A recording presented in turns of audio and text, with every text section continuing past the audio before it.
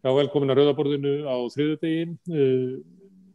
Það sem við ætlum að ræða í kvöld kannski tilefni sem að margir hægri menn á Íslandi hafa gefið upp að líkja saman árásinni á þinghúsið í Washington við búsáhaldabyltinguna. Það eins og þessi samantekin ráð. Hannes Hólmsteinn og Brynjar og Elliði og Davíð og ég veit ekki hverjir ekki af svona stórskotaliði hægriðsins hefur kastað þessu fram í umræðina núna bara á allra síðustu dögum. Og við ætlum að taka upp boltann og ræða þetta og til þess að gera það komið fólk sem að flest með tengingu inn í umrædda búsáhaldabyltingu. Hérna Viðar Þorsteinsson sem framkvæmdastjóri Eflingar, Lárus Páll Birgisson, betur þekktur sem Lalli sjúkraliði, Birgitta Jónsdóttir fyrrum þingskáld og Einar Steingrímsson sem starffræðingur í Glasgow. Verið öll velkomin. Og ég kannski byrja á þér, Viðar, af því að þú bjóst nú lengi í Bandaríkjunum. Getur þú hjálpað okkur að svona í upphafi að segja okkur hvað líkt með þessu tvennu, árásinni á þinghúsið og búsáhaldabyltingunni og hvað ólíkt? Já, það sem líkt náttúrulega þarna mannfjöldi, þú veist, að safnast saman í einhverjum pólitískum tilgangi. Og ég held að það megi segja að þessir atburðir fyrir utan þinghúsið í Washington eru svona í grunninn, þú veist, mótmæli. Þau boða til viðburðarins til að mótmæla. En svo leysist hann upp í þú veist, óeirðir og húsbrot og eitthvað slíkt. Og einhvern veginn svona atburðarás sem að þú veist fer úr böndunum sko, einhver gríðarlega stór hópur fólks þú veist þarna reiðst inn í húsið og eitthvað slíkt sko. En varðandi búsáhaldabyltingunni, ég meina það var náttúrulega svona, þá vorum við náttúrulega með svona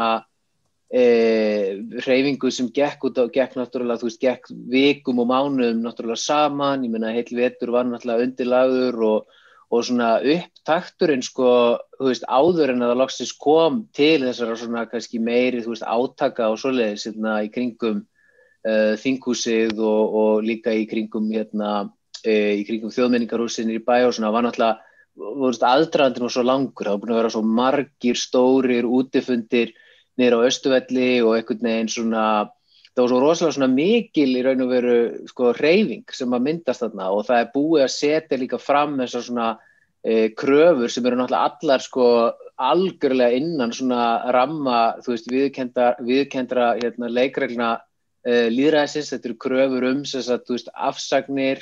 Ég meina þið munið náttúrulega bara eftir kröfunum 4 sem að Hörður Torfason hamraði alltaf á í ræðupúltinu sínu. Það var aldrei, þú veist, gekk ekki út á að stjórnarbyltingu eða neitt slíkt, það gekk ekki út á að efast sko lögmæti kosninga eða neitt slíkt og kröfurnar voru ekki svona, hvað ég segja, þær voru ekki svona merktar af þessum svona, þú veist, vitsmunalega vitleysisgangi sem hefur náttúrulega bara einkennt alla þessa Trump-hreyfingu, einhverjar sturlaðar samsæriskenningar og allt það. Þannig að mjög ólíkar hreyfingar augljóslega, en þó auðvitað þess að það eiga sameiginlegt auðvitað þannig verið að stunda pólitík. Þetta pólitík á götunni, þetta pólitík, þú veist, það sem verður úr svona einhver þú veist, físísk svona frontasjón og en síðan auðvitað líka stór munur að þarna það sem gerist úti að það verður náttúrulega raunverulegt, þú veist, það verður mannfall og allt það og þetta svona miklu meiri ógn að öllu leyti fólkin í athæfi þessa fólks og ég segi bara sem betur fer var þetta ekki skipulagt, skilur við. Þetta var á endanum ekki, þú veist, tilraun til skipulags valdaráns þó að það hafi stundum verið kallað það kannski svona í retorískum tilgangi og þarna fóru náttúrulega mennin vissulega með vopn en við þurfum náttúrulega að hafa í huga þessa svona sérkennilegu bandarísku menningu sko að það að fara út með byssu svona meira eins og að fara út með regnhlíf eða eitthvað svoleiðis sko, þú veist, ég meina fólk gerir þetta bara, þú býrð í Bandaríkjunum og það gerist bara öðru hvoru að einhverjir svona vitleysingar hafa efna til svona halda einhverja svona skrúðgöngu og labba með byssurnar sínar, þú veist, fólk gerir það en það sem náttúrulega hörmulegast við þetta að, þú veist, að fólk hafi látið lífið þarna, finnst manni náttúrulega bara skelfilegt og til marks það hvað þetta mörguleyti svona stjórnlaus og afstækisfull pólitísku öfl sem þarna voru að baki ólíkt því sem var í búsáhaldabyltingunni sem var náttúrulega upp til hópa ótrúlega vandað og gott fólk sem að þar var fremst í för. Þú hefur ekki trú á því að það hefur verið markmið hópsins sem ruddist inn í Washington að til dæmis eyðileggja kjörgögn svo að skemma þar með tilnefningu Biden. Það hefur verið eitthvað svoleiðis plan að raunverulega koma í veg fyrir svona eðlilegan framgang lýðræðis. Jú, ég meina, ég sagði, einstaklingar hafa eflaust komið þarna með ýmsar hugmyndir, sko, en það var engin svona, það var engin svona víðtæk pólitísk koordinering á þessu sem þarna gerðist, sko, og það er ástæðan fyrir því að mér finnst það svona pínu kannski ofmælt að þetta hafi verið tilraun til valdarans. Ég meina, ég svo endanum hafi þetta fyrst og fremst gengið út af það að búa til hasar, búa til læti, búa til sjónarspil, en eitthvað svona að það hafi verið búið að sjá fyrir sér eitthvað endatafl þannig að þetta myndi raunverulega ná fram einhverjum, raunhæfum pólitískum markmiðum. Ég held það hafi ekki verið. Mér datt í hug að flettaði upp hvað var á dagskrá Alþingis 8. desember 2008 þegar nýmenningarnir riðast inn samkvæmt þeim gögnum sem ég hef með. Þá var það óundirbúinn fyrirspurnatími ICEF-samninga í Bretlandi, viðbótarsamningur við Norður-Atlantshafssamninginn vegna aðildar Albaníu og Króatíu, frjáls atvinnu og búseturéttur launafólks innan Evrópska efnahagssvæðisins, dýravernd, uppbygging og rekstur fráveitna, náttúruverndaráætlun og lyfjalög. Þannig að það er ekki dagskráin sem var á þinginu á þessu tíma sem var svona tilefni til innrásarinnar. En Birgitta, má ég spyrja þig, hvað sér þú, hver er líkillinn með þessu tvennu? Bara engin. Og langar kannski að bæta við að sko allavega samkvæmt vantrauststillögunni sem er að koma frá demókrötum að þá er því borið við að þetta hafi verið tilraun til valdarans og það er alveg ljóst að það voru þarna einhverju sömu aðilar sem reyndu að ræna fylkisstjóranum. Hvar var það í Michigan? Já, einmitt. Og það voru þarna sko aðilar sem að það eru svona koma meira og meira upplýsingar en það er alveg ljóst að það var reynt að stela kjörgögnunum. Það var einn þingmaður sem náði að bjarga þeim þegar þau voru þarna flótta undan og þessum aðilum sem voru bara klæddir eins og hermenn frá toppi til táar með piparúða og sambærileg svona armbönd eins og eru notuð á mótmælendur til þess sem greinilega átti að nota þá á þingmenn. Ég held þetta sko hvernig þetta var svona portrettað fyrst í fjölmiðlum gefur mér ranga mynd af því sem þarna var raun og veru í gangi. Og það eru hópar sem að hafa verið að undirbúa valdarán og líta svo á að Trump sé þeirra svona æðsti hershöfðingi, hvort sem að Trump lítur svo á sjálfur. En ef maður ber þetta saman með búsáhaldabyltinguna, ég meina ég var nú á fyrstu mótmælunum með herði, við vorum færri en erlendu blaðamennir og þetta var rosalegur upptaktur og fólki var einhvern veginn rosalega misboðið bæði viðbrögð ríkisstjórnarinnar sem voru mjög lítil og það sem var sett á dagskrá og sett eitthvað búsfrumvarp á dagskrá, þá var fólki mjög misboðið. Þarna var fólk sko að mæta mótmælin sem hafði til með stutt Sjálfstæðisflokkinn. Þú varst með bara, og það var yfirgnæfandi stuðningur við þetta frá almenningi, við þessi mótmæli. Þannig að það er ekkit, þetta er bara svo kjánalegt að bera þetta saman. Það er nánast sem það er ekki svara verst, en þeir eru farin að ráðast á fólk eins og tala eins og einhverja byltingaforingja, Ragnar Aðalsteinsson, einhvern grandvarasta mann sem ég veit og ráðast að Katrínu Oddsdóttur og þennan hátt og búa til einhverja svona fiksjón eins og margt sem að kemur frá Hannesi Hólmsteini og mikið skrumstæling á veruleikanum. Það er gjörsamlega veruleika fyrst lið. En árásin á þinghúsið í Washington nýtur líka mikil stuðnings. Það er bara búið að mæla það, það sé 40% þjóðinni horfir á þetta svona jákvæðum augum. Hvar sástu það? Það var bara könnun sem var gerð í Bandaríkjunum. Það var kannað svona afstöðu fólks til árásinnar. Það er ekki 40% repúblikana, Smári? Það var það. Já, þetta eru 40% republikana, það það sem það tölur sem ég hef heyrt, sko. Þetta allavega ekki, sko, þetta nýtur stuðnings, ef við myndum rekna með því að var eitthvað meðal óákveðina, þá getum við reknað með svona 25%. Þjóðarinnar sem studdi mótmælin, sko, við þessu svokölluðu búsáhaldabyltingu. Þú veist, fólk gleymir því, fólk var verulega bara hrætt afkomu sína og hvað var að gerast í landinu, að leita út fyrir að vera lyfja og matvælaskortur og guðma og þetta hvað. Þannig að það ekki þetta að bera þetta saman. En búsáhaldabyltingin var ekki öll friðsöm, Birgitta. Það hérna Viðari til dæmis með mynd af mótmælunum fyrir utan Þjóðleikhússkjallarann á baku sig, þar sem að loguðu eldar og stundum var ófriðlegt á Austurvelli. Það var ekki alltaf þannig að þú værir ásamt örfáum og svo einhver erlendi blaðamenn. Þannig að það er kannski ekki þannig að 90% af þjóðinni stutta þegar að átökin voru hörðust. Það var eitthvað kring þann tíma sem svo skoðanakönnun var gerð. Þannig að, og það, sko, ég man nú eftir, það var eina skipti sem að var ofbeldi gegn lögreglan. Lögreglan var nú ansi harðhent við marga, eins og ungmennin sem voru dregin þarna onni í kjallarann í þinghúsinu. Það var alveg bara hörmuleg meðferð af fólki. Algjörlega óþörf þegar að ofbeldi var beitt gagnvart lögreglunni af því sem lögreglan sjálfsagði væru sínir góðkunningjar, ég veit ekki hvað það þýðir, það var allavega ekki, það má ekki segja að mótmælendur voru sérstakir góðkunningjar lögreglunar, að þá sló fólk skjaldborg til að verja lögregluna, þannig að það tók ekki og lamdi lögregluna til bana með slökkvilistækjum og fánastöngum eins og gert þarna í Bandaríkjunum. Lárus, það eru birtir myndir af mótmælendum og þeir eru margir, sko, hvað við segja, skrautlegir. Á sínum tíma varst þú í mótmælum í búsáhaldabyltingunni með hjálm og gasgrímu og svolítið skrautlegur.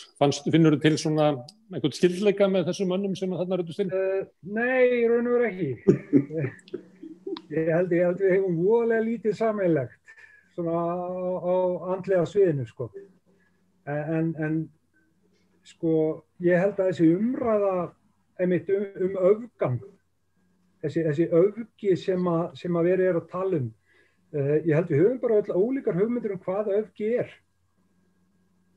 og ef þú ert nasisti, þá bara öfgi að vera sósíalisti. Ef þú ert anarkisti, þá allt annað öfgi. Þannig að við þurfum fyrst að ákveða og reyna að skilja hvað þessir menn eiga við með öfga.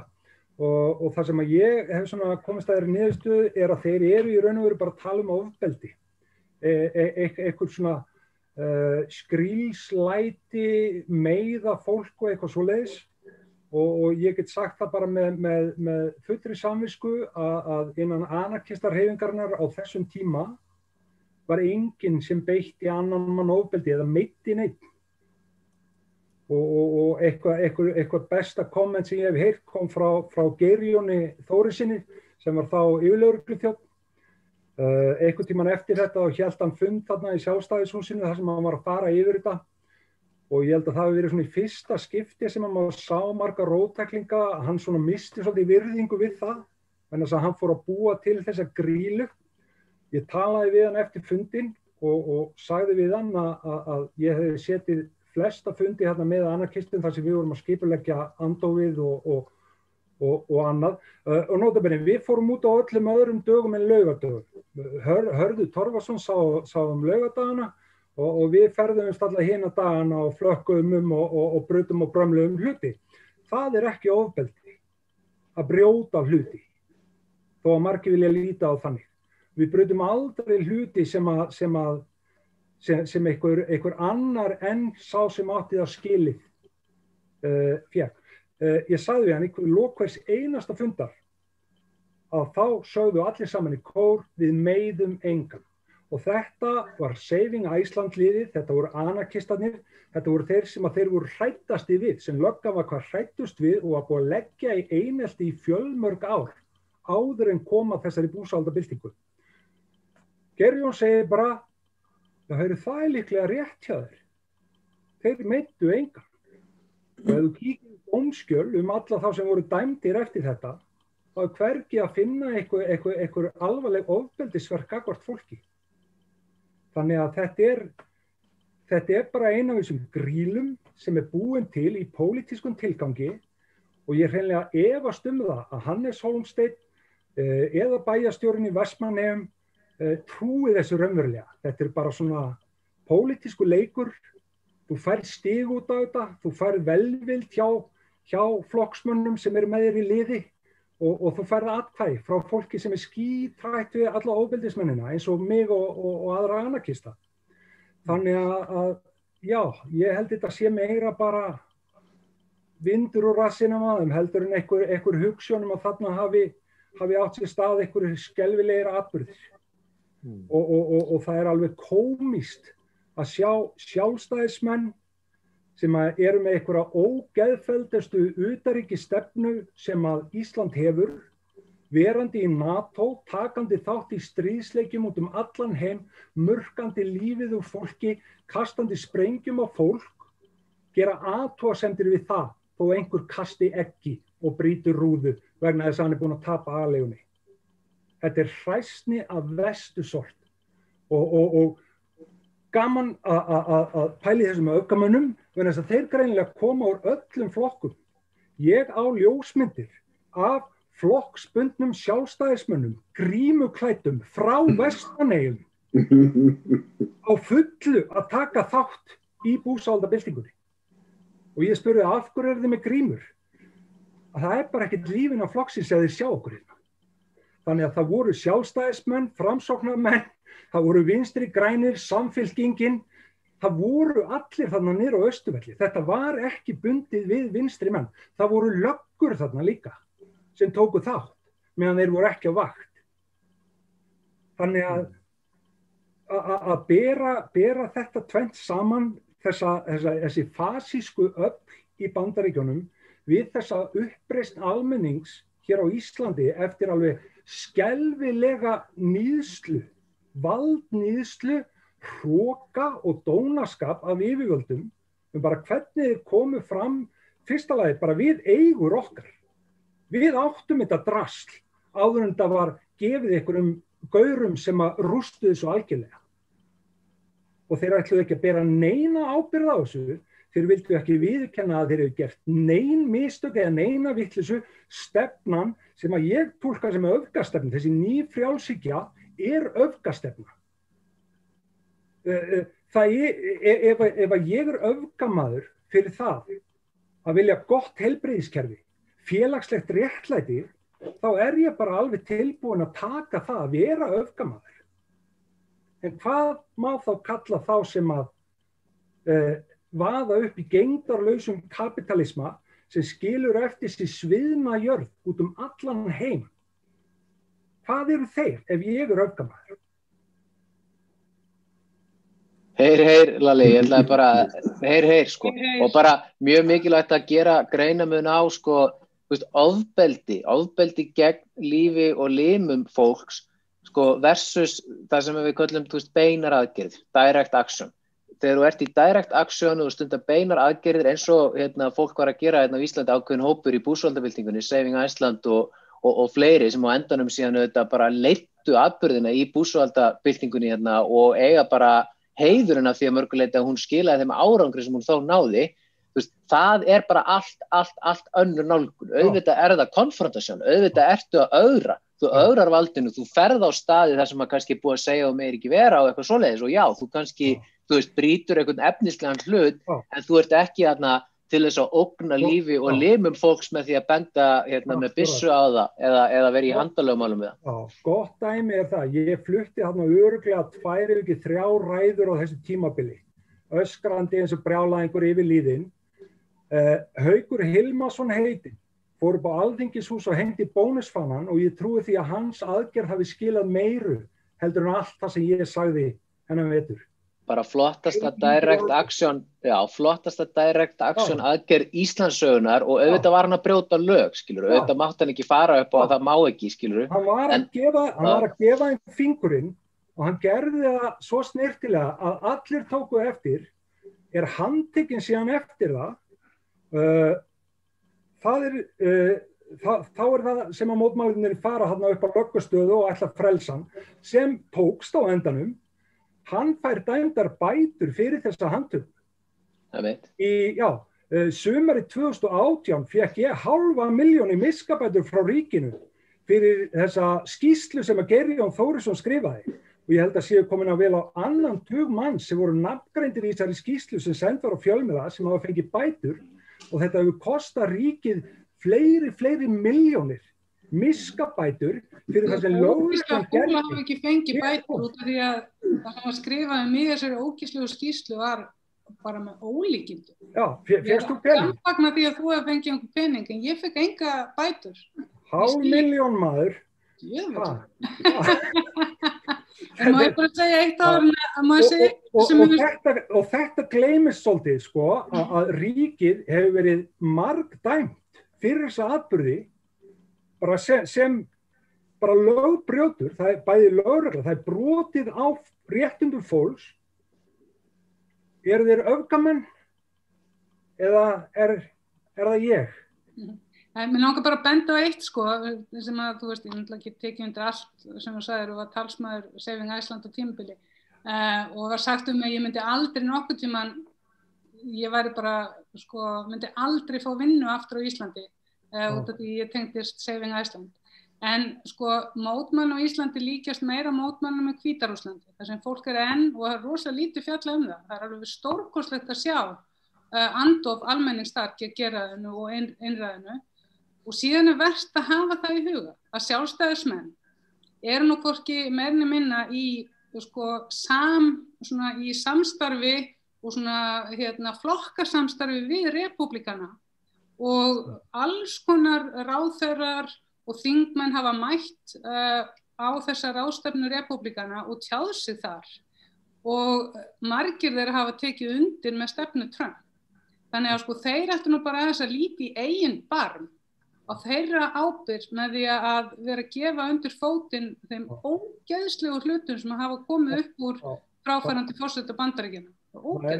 Það mér alveg illskiljanlegt að fólk skuli geta trúað þessu manni og fyllt honum með við allt það sem hann hefur sagt og gert í gegnum tíðina.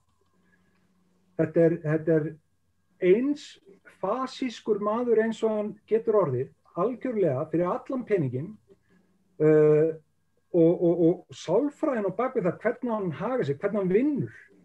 Að það er ekkert flókið að fara yfir það. Hann er það sem kallað er illkynja narsisisti.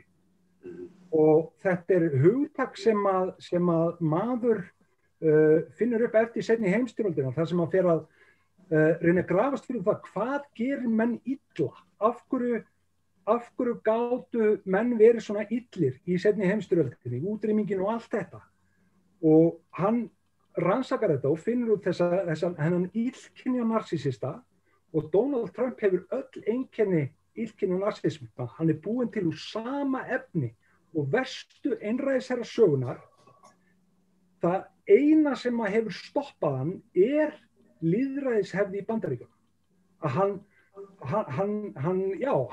hann sprettur upp í ríki sem að hefur kannski ekki þennan sama fasíska bakgrunn og margir aðrir. Og það er kannski sem betur fer. Ímyndi ykkur að þessi maður hefði komist til valda í Rússlandi. Ef svona típa hefði komist til valda í Kína, Rússlandi eða einhverju öðru ríki, þá værum við ekkert að horfa á eitthvað svona, eitthvað mótmæli og óverðir. Við myndum bara sjá fjöldamorð. Hann er alveg gersamlega hæfur í að ástunda svoleiðis og hefur hvað til þess. Eins og til dæmis þegar flóttamennirnir voru að labba hann frá Suður-Ameríku og hann var að spyrja hvort það væri ekki bara hægt að skjóta þetta fólk.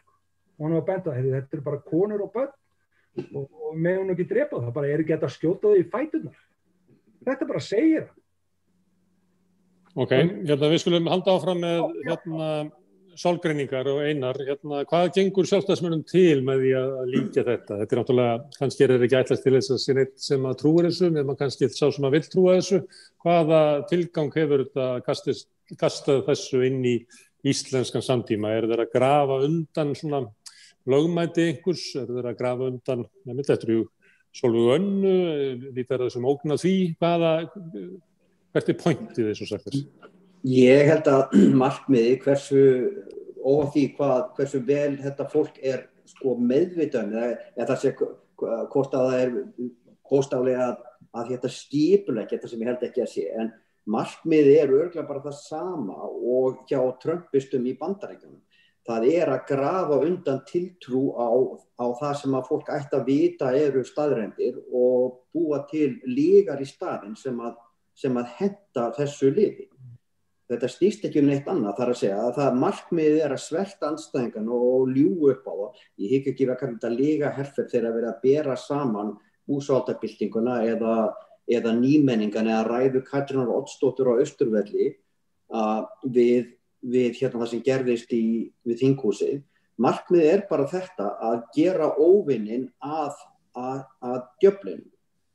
Og ég held sko alls ekki að þetta fólk eins og Hannes Hólmsteinn og Elli sé bókstaflega sko hugsa að undirbúa fyrir fasíska valdatöku og ég held að það sé mjög lítil hætta á því. En það samt þannig að svoleiðis hlutir þegar fasistar taka völdin að þá gerist það ekki bara allt í einu. Það á sér langan aðdraganda og aðdragandinn hann þessi. Sem betur fyrir það þannig að þó að svona þróun eigi sér stað víða oft að það mjög sjaldan sem það endar einhver tryllilegan hátt. En hún verður hins vegar aldrei án svona aðdraganda. Það að segja að það verið að gera andstæðinginn að djöflinu sjálfum og ljúga upp á hann öllu illu og hvítþvo sitt eigið fólk. Og þetta sko, það sturlað að horfa upp á þennan samanburð til dæmis þegar verið að tala ræðu Katrínar Oddsdóttur Austurvelli 22. nóvember held ég að hafi verið 2008 og ræðu Trumps.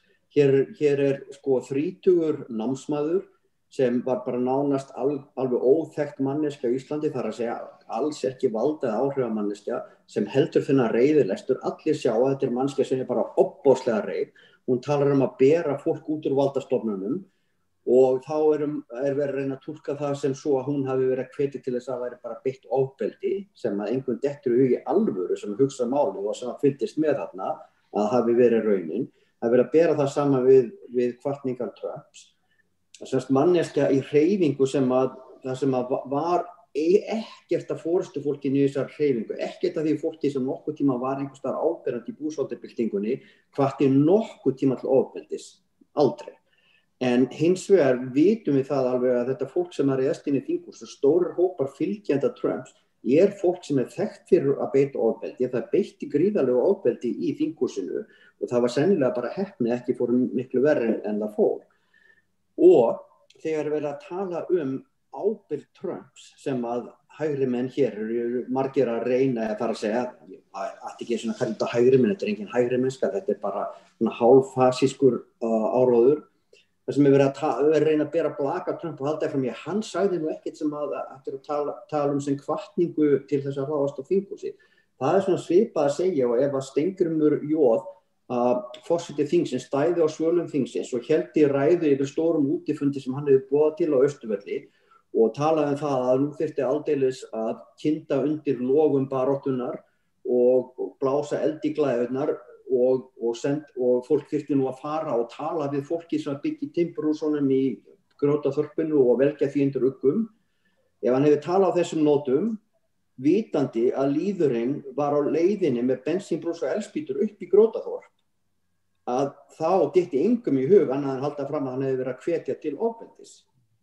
Og það auðvitað það sem Trump gerði, menn svo margt af því sem hann sagði að það snerist að þessar lygar að það verið að stela kosningunum og hvatningum að velja þingmönnum undir uggum.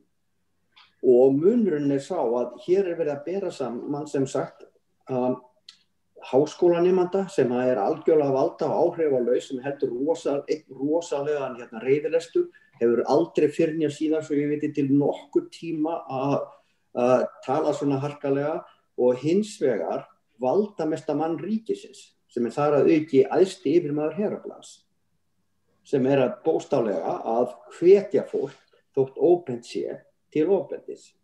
Og þetta svo sturlar þessi samanburður að þetta bara eitt af því sem voða erfitt að ræða af því að það voða erfitt að ræða hugmyndir sem hugmyndir fólk sem algjörlega veruleika fyrst. Það bara mjög erfitt að ræða þær. Og ég hans kommenta, já.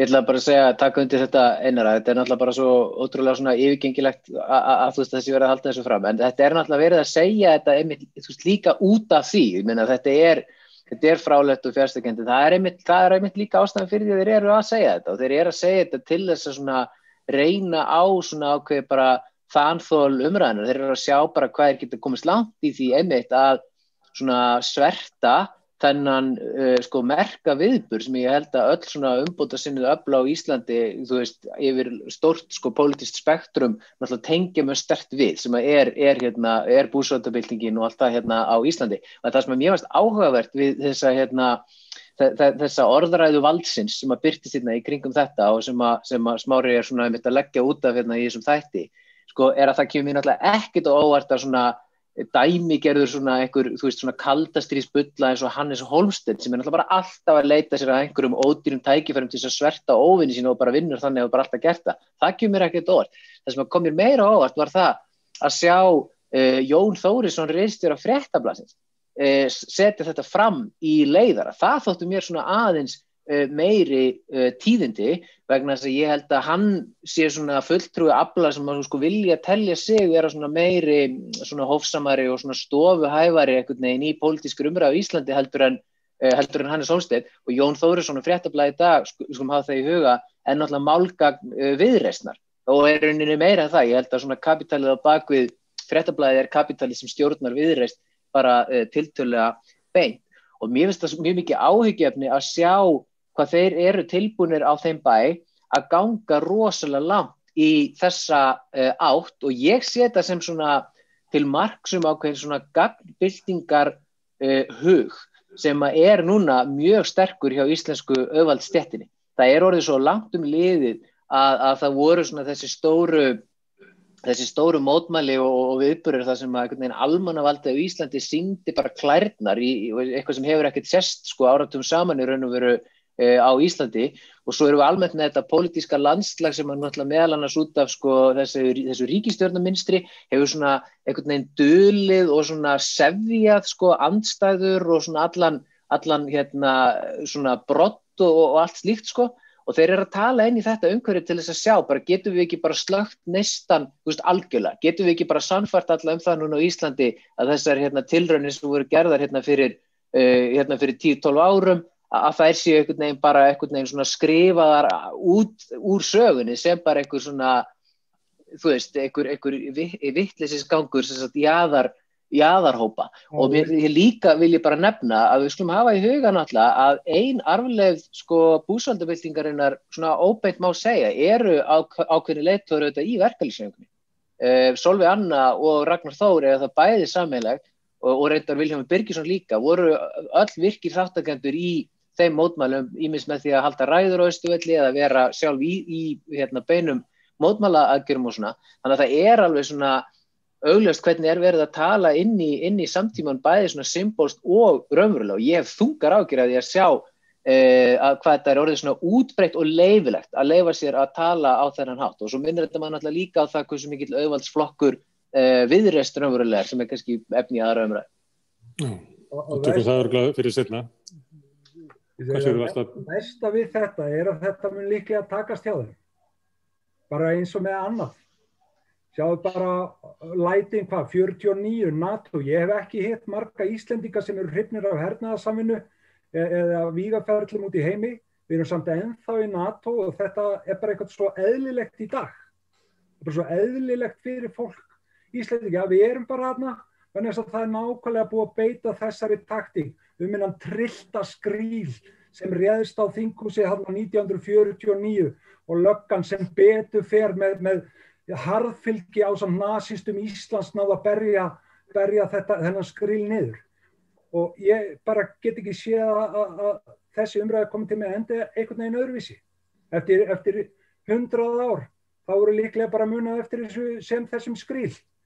Vegna þess að góða fólkið það bara of gott til að bregðast við hratt til þess að verða ekki stimplaður sem fasisti og illmenni. Og við sitjum bara á fundum endalaust og svo kannski eftir 15 ár þá kemur einhver niðurstaða, en þá vondi kallinn búinn að gera allt sem að hann hefur gert í 15 ár til að grafa svona svartsýn undan því. Ég skal fá að leggja inn í svartsýnina þína. Nú byrjuð umræða í Bandaríkjunum hvernig ég að bregðast við atburðunum við þinghúsið og ég held að Biden sé þegar búin að boða lögum innlenda hryðjuverkastarfsemi sem að mun örugglega teygja sig svolítið langt og að takmarka tjáningarfrelsi og opna fyrir njósnurum alls konar fólk.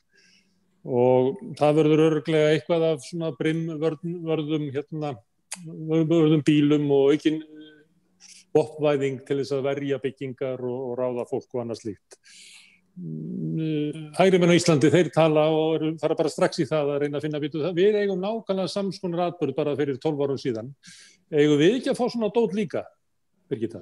Er það ekki hlutið að þessu? Að þessi tenging þarna á milli að það sé eðlilegt á í framhaldinu að þau viðbrögð sem að Biden-stjórnin mun verða með, að þau fari í gang hérna með tilheyrandi, hvað heitir það, framvirkum rannsóknum og þar fram til götunum. Við erum komni með svo mikið af þessu dótinu þegar og það hefur bara runnið í gegn að þessu nokkuð sem meðvitað er það.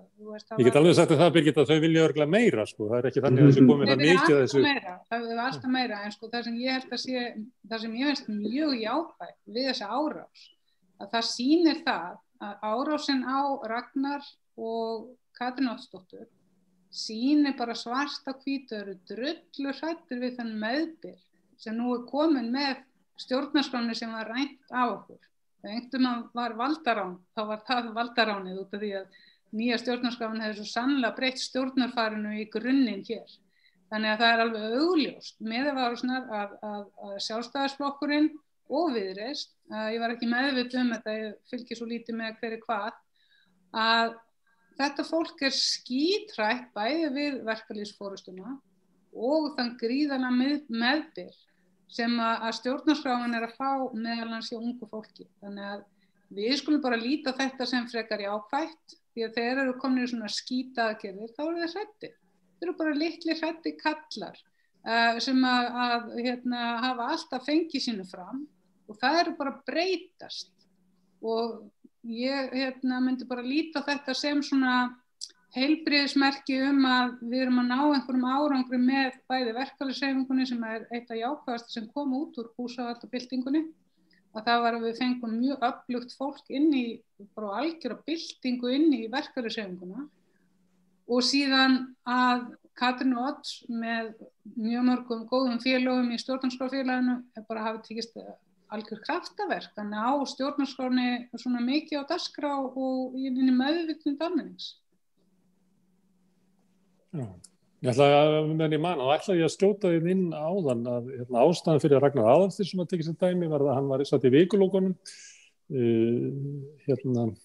núna í haust. Lögmaður kom inn á níræðisaldur og var að benda á það að almenningur hefði rétt til uppreisnar. Það var þetta þóttu svo róttæk setning í vikulókunum að maður bara eiginlega heyrði hvernig allir mistu orðið. Það var eiginlega langt, það var tæknimaðurinn og bara upp eftir öllu mötuneytinu í RÚV sem að bara misti orðið, það hefði bara ekki trúið að þeir mætti segja þetta. En þegar maður velti því fyrir sig þá er þetta bara alls ekkert róttæk setning, sko. En þetta er nóg til þess að það hefur verið að draga hann inn í umræðuna og spyrða hann saman við mannin þarna með vísindahornin í þinghúsinu. Þannig að það var ástæðan fyrir að hann var nefndur alltaf með. Herðu, ég var í dag, satt ég í bíl og heyrði pistil Halldórs Armands Ásgeirssonar sem er gáfaður maður sem er með pistla í lestinni á Rás 2. Og hann var að tala þetta árásin á þinghúsið og hann fór að tala svona aukna öfga í stjórnmálunum, gjána á milli og var svona að reyna að rekja það aftur á bak í tíman og nefndi Tebos-hreyfinguna og svo Occupy Wall Street og hans kenning var eiginlega svo að enginn okkar tíma væri sko öfgar til hægri og vinstri og hann einhvern veginn tegði þetta svo hann var komin yfir í Bernie Sanders sem að raunverulega maður hugsa það er kannski svipar og Ragnar Aðalsteinsson er eiginlega bara að fara fram á það að við tökum upp svona samfélagssáttmálan sem að ríkti hér á eftirstríðsárunum. Þetta nú ekki róttækari boðskapur heldur en það. En samt var einhvern veginn, var ég að hlusta á ungan gáfupilt, flytja pistil og það var komið að fólki sem gerði árásina, rasistarnir sem að gerði árásin og þinghúsi í Bandaríkjunum voru spyrtir saman við Occupy Wall Street eða Bernie Sanders og félaga. Viðar, má ég spyrja því hvort að þú teljir að þetta geti verið hluti af leiknum, að benda á að þegar að vera að gagnrýna orðræðu og athafnir vistahægrisins, að þá sé þetta að segja að þetta sé nú líka svona hinum megin. Þetta svona dæmum að það alltaf verið að segja að glæpir kommunismans hafi verið við líka á nasismans og svo heldur þetta bara endalaust áfram að þeir sem eru til vinstri í stjórnmálunum þurfum við alltaf að fá samanburð á þeim sem eru allra lengst til hægri.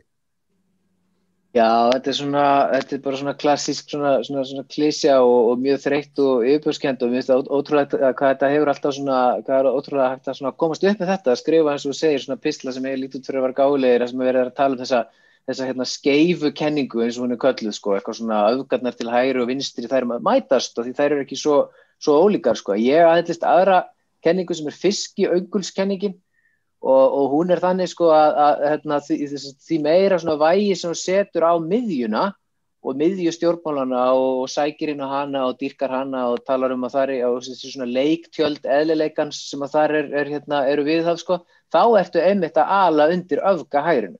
Þannig sveigist miðjan inn til öfgahægrisins og myndar svona fisköngul. Við getum googlað þetta og sé skemmtilega skýringamyndir. Þetta er svona kenningi mín, svona gáfulega kenningi mín, En ég held að, við eigum ekki að óttast í sjálfu sér, polariseringu.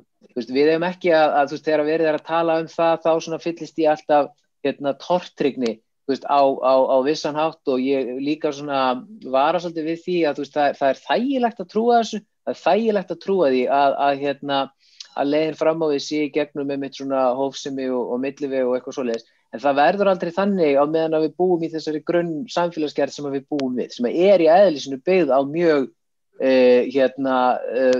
mjög andsnúnum andstæðum, sem eru náttúrulega bara gjörólíkir stéttarhagsmunir, það eru hagsmunir inn á fáu sem eiga allt sitt undir því að gína yfir eignunum og síðan hinna sem að eru fjöldin eða almenningur eða almannavaldi versus sérhagsmunir. Og þegar við erum að tala um að það einhvern veginn sé nú ekki þannig og það sé einhverjar öfgar og polariseringar að tala um það, þá er verið að blekkja ykkur, þá er verið að breiða yfir hlutina.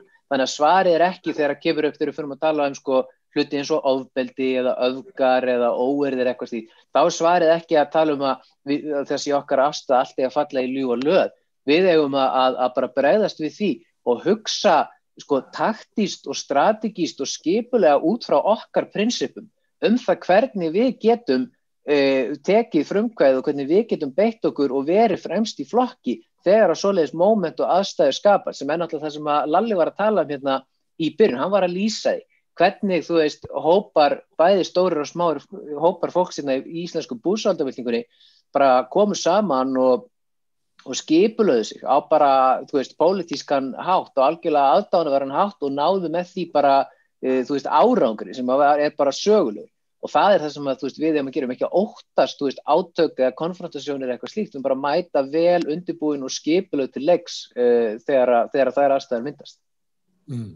Einar, má ég spyrja því hvernig þú upplifir þetta? Upplifir að við lifum í samtökum í samfélagi þar sem eru átök á milli ytri jaðranna og svo séu það Fréttablaðið og Viðreisn og Hannes Hólmsteinn sem í miðjunni að verja okkur fyrir þessum mörgum. Þetta ekki enda? Það er náttúrulega fólkið sem að reynir að útmála vinstra fólk og félagshyggju fólk yfirleitt. Ég vil nú ekki kalla sjálfa mig vinstrimanna því að það er svo margt sem vinstra fólk stendur fyrir í dag sem ég er ósáttur við, en tölum bara til dæmis félagshyggju fólk að þá vil auðvitað andstæðingar félagshyggjunnar þeir sem vilja óheftan kapitalisma sem á Íslandi þýðir í raun pilsfaldakapitalisma, þar að segja einokunur að fákeppniskapitalista í skjóli ríkisins og alls ekki frjálsa samkeppni. Þetta fólk vill auðvitað gera að félagshyggju fólk að einhverju öfgafólki. Og það þýðir að lítið að þegar fólk kemur með þessa möntur að það sé náttúrulega ómögulega þessar öfgar að báða bóa, þetta bara klísja sem algjörlega tilgangslaus. Það tilgangslaust að ræða þetta. Ræðum bara þær hugmyndir sem við höfum og ef að þér finnst hugmyndir mínar öfgakendar þá bara tölum við það. En þessi stimplun, hún frekar fáránleg. Það að segja að stimpla eitthvað sem öfgaskoðun og fara með að segja þetta ætti ekki þurfa að ræða. Og fólk ruglar oft saman öfgum og ofstæki sem alls ekki sami hluturinn. Það að segja, það öll mannréttindi sem við þekkjum í dag og svo við tökum til dæmis bara kynjajafnrétti og frelsi frá þrælahaldi. Þetta voru allt öfgaskoðanir á sínum tíma. Öll mannréttindi, öll borgarréttindi sem við þekkjum, þau voru öfgaskoðanir á sínum tíma. Það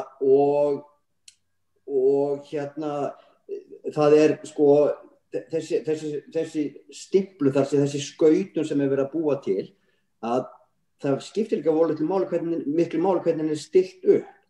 Ég segi gjarnan að ég sé algjör miðjumaður í virkjanamálum á Íslandi vegna þess að eru til tvenns konar öfgar þar. Annars vegar að brjóta niður mikið af virkjunum eins og Kárahnjúkavirkjun, að rústa þessar virkjanir og endurheimta náttúruna sem hún hefur eyðilagt. Það eru öfgarnar öðrum megin. Öfgarnar hinum megin að virkja meira. Ég eins vegar miðjumaður.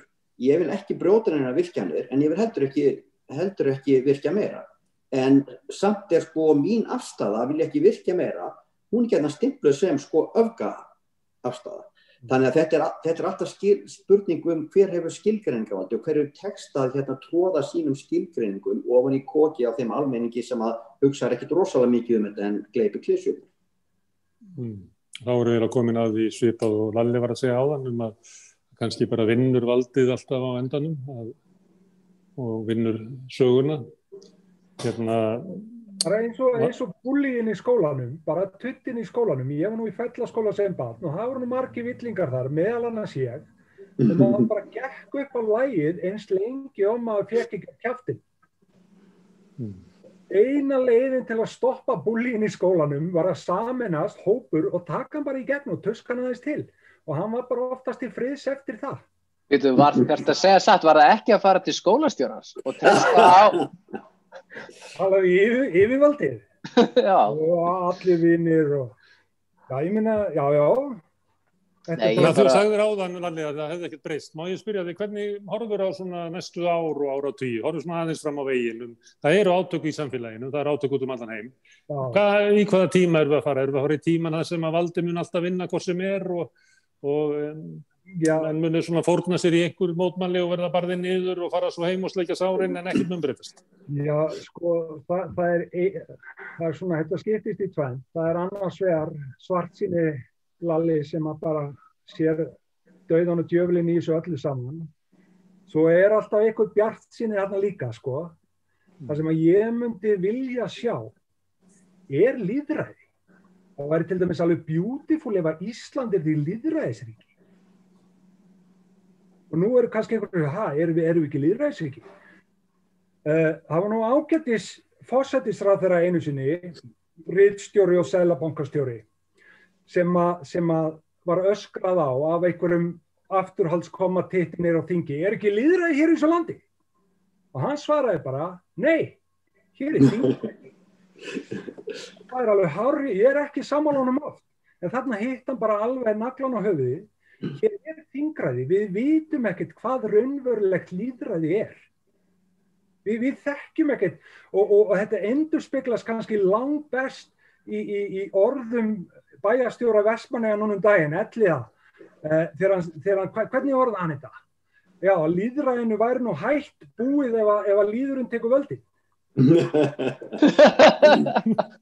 Það er algjörlega beautiful. Hvað meinar? Þetta segir okkur bara það að hugmyndir valdamanna lýðræði mín klíka á að fá að ráða. Það lýðræði fyrir stjórnmálamönnum. Þannig að svo leið og einhver býður sig fram, leið og einhver fær þá flugu í höfuðið, kjóstu mig vegna þess að mér best treystandi fyrir því hvað þú mátt og mátt ekki gera. gefðu mér vald yfir lífi þínu vegna þess að ég svo æðislegur. Og þetta sé ég bara í öllum stjórnmálamönnum. Og svo bara spurning hvernig spila á spilunum. Þannig að ég myndi vilja sjá bara lýðræði á Íslandi hreinlega. Þannig að ég hef bara aldrei upplifað það. Ég hef upplifað þingræði. Þetta eru 63 einstaklingar á landinu sem að ákveða fyrir alla hina hvað þeir mega og mega ekki gera. Það er ekki 63 sem ráða því, Lalli. Setja lög og afnema lög. Það er ekki 63, come on. Það er eigendur. Þetta er bara ríkisstjórnin sem ræður. Þú líka auðræði á Íslandi. Ekki samkvæmt stjórnarskráni. Þú ert bara bundin þinni sannfæringu. Já, það er algjör skaptaði. Það er bara algjör lygi. Ef það er einhver lygi, þá er það. Ég ætla að taka annað sem að Leður komin í sértrúarsöfnuðinn sem er stjórnmálaflokkurinn, hinn nýja vísindakirkja, að þá er alltaf hugsunin hvað er gott fyrir flokkinn. Og ef þú ert í ríkisstjórn, ég meina svona er þetta, ég meina ef maður segir eitthvað og er bara svona hvatvíst, þá er maður bara slegin sundur og saman, með saltfisk. Ég er ekki Birgitta, ég ætla að spyrja þau annað sem að Lalli var að segja. Mér langar bara að árétta það að fólk sé meðvitað þingið ræður ekki. Nei, við búum við kapitaliskerfi og hér við líkir auðræði og fáræði og þjóðræði. Þannig Birgitta, eitt sem að Lalli sagði, hann var að sagði að eina leiðin er að taka búljan og bera fjarlægan af skólalóðinni. Eitt af því sem hefur gerst í kringum árásina á þinghúsið í Washington er að Donald Trump var settur í bann á Twitter og ég held bara miklu fleiri samfélagsmiðlum. Hvað segir það? Er það eðlilegt að stór fyrirtæki stundi svona sem að kalla má ritskoðun?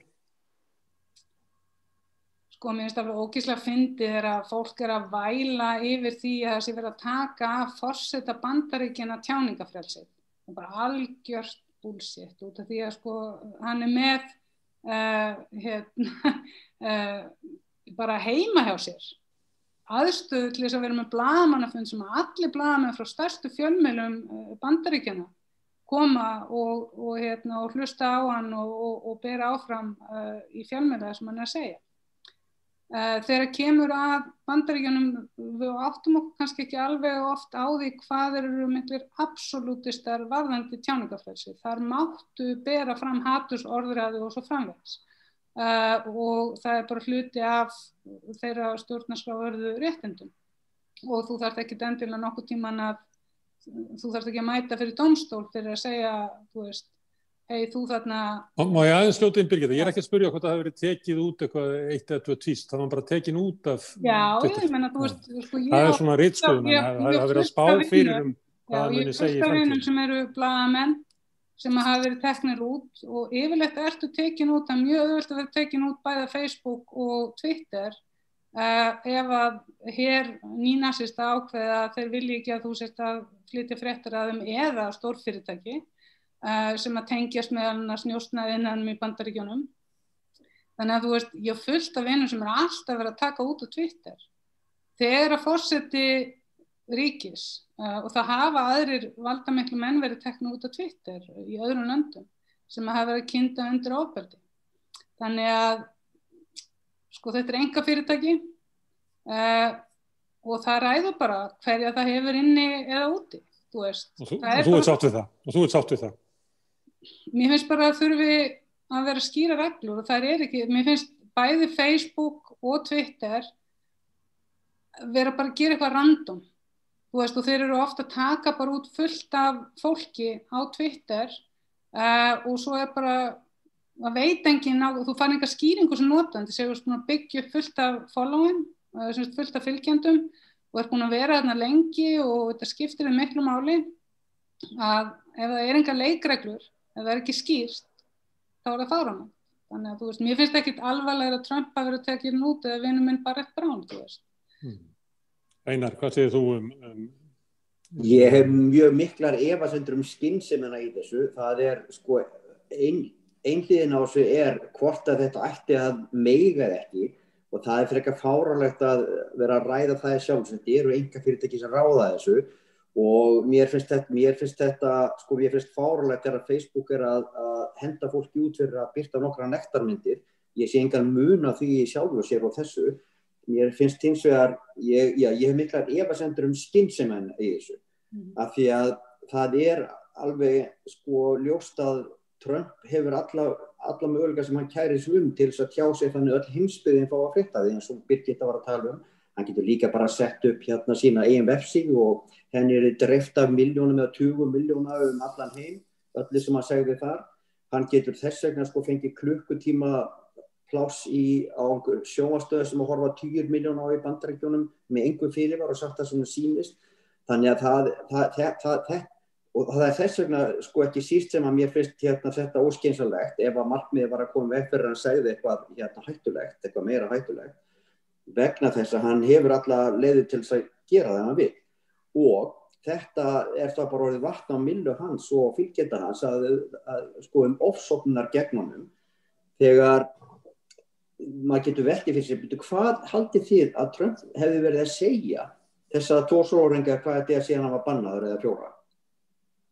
Dettur einhverjum í huga að hann hefði þá verið að halda fram að æsa til óeirða?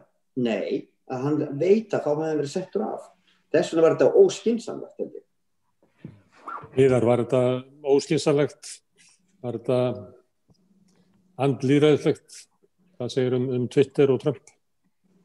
Ég held að Twitter sé við skulum bara, ég held að skulum áttugra því Twitter bara einhvers konar, pólitískt apparat líka, þetta fyrirtæki sem að reyna að senda einhver skilaboð og eitthvað það hver þau eru og hvað þau standi fyrir og nú eru þau að reyna að láta það líta út fyrir það að þetta sé fyrirtæki sem einhvern veginn sé axla ábyrgð og standi fyrir það að einhvern veginn, standa vörðum einhver, góð gildi eða eitthvað svona, en ég meina þau gera það náttúrulega ekki og þessi fyrirtæki eru rekin á, þau eru bara gróða fyrirtæki og eru bara rekin á þeim forsendum einum og þeim hefur mistekist þetta algjörlega að vera samkvæm sjálfum sér eða einhvern veginn prinsipur eða öguð í því hvernig þau umgangast tjáningar frelsi okkar og það það sorglega við þetta allt saman, sérstaklega vegna þess að þessi fyrirtæki og þessir vettvangar, þessi plattformar, það ekki hægt að líka þeim við til dæmis einstök dagblöð eða einstaka fjölmiðla eitthvað svoleiðis.